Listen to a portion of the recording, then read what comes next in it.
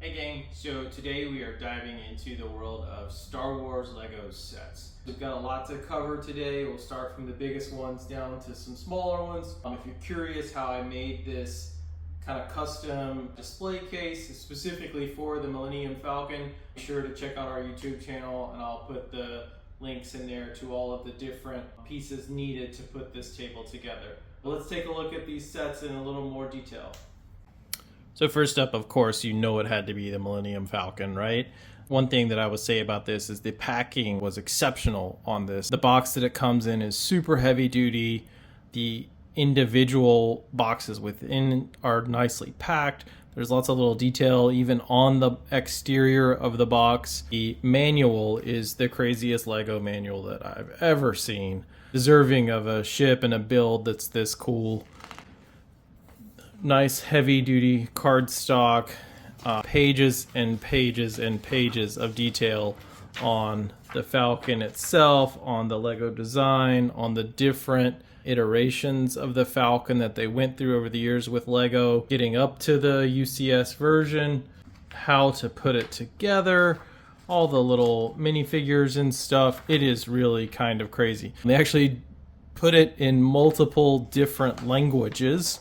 So I think there's 3 different languages that they have all of this content in. So if you're looking internationally and you feel like you miss out, you're not going to miss out here. I do love how detailed, how large and big the graphics are in the book. Really helpful when you're dealing with a build that's this complex. And then even all the way going back to the end, some helpful information on how to pick up and carry the Falcon, which this is really important. This is a really heavy set and it's really awkward, and the feet are critical, and picking up from under the feet is really important in order to maintain that balance. So definitely pay attention to this. So the Falcon itself, they released this in 2017, and for a long time this was the biggest set in the LEGO universe. It's over 7,500 pieces, and this will take you quite a while to put together. Unlike some of the other large builds where you kind of feel like you're really chugging through it, this one feels like an adventure putting it together. They estimate between 24 and 30 hours for this. I think for me, I did it over the course of a month, scheduling a little less than an hour or about an hour each day so that I didn't get bogged down. And I stuck pretty close to that, and I was right on course. This was the first LEGO set that I put together in probably 30 years, and I got it during COVID, and it got me hooked into Legos. It's that good, it's that addicting, it's that fun, it's that great of a set that it can kind of change your perception about LEGO altogether. So some of the things that are so nice about this are like the actual cinematic details of the cockpit. You've got, you know, the game room in here with room for everyone to sit around and play. A lot of these different components actually open up and there are little rooms inside. I will say that once you take one of these off, it's not super easy to put one back on. So I'm not going to go room by room on this guy. I do like that they've got, you know, even the little turrets on these. They've got satellites. They've got a couple different satellites. So you'll notice that they've got, there's BB-8 and there's also Princess Leia, Old Han, Young Han.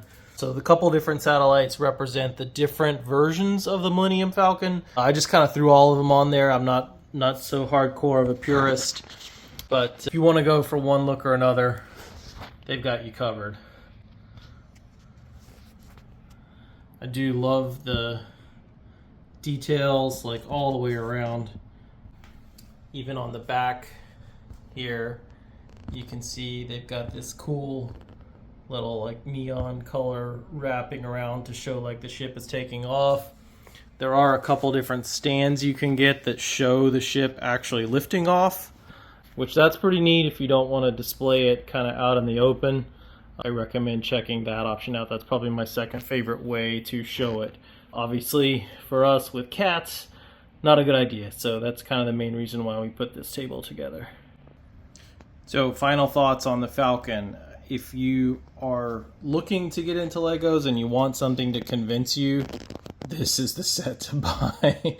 If you already love Legos and you really want a challenge, this is the set to buy. If you've got a friend, a loved one, whatever, who loves Legos themselves and you want to get them the best gift you can ever get them, this is the set to buy. No matter what your level of interest is, you really can't go wrong with this. It is that cool. And again, take a look at it in comparison to some of the other ships. So this is the Ultimate Collector of Luke's Sandspeeder. This is the smaller version of the Razor Crest, not the UCS one. So you can see it just dwarfs these other sets in size.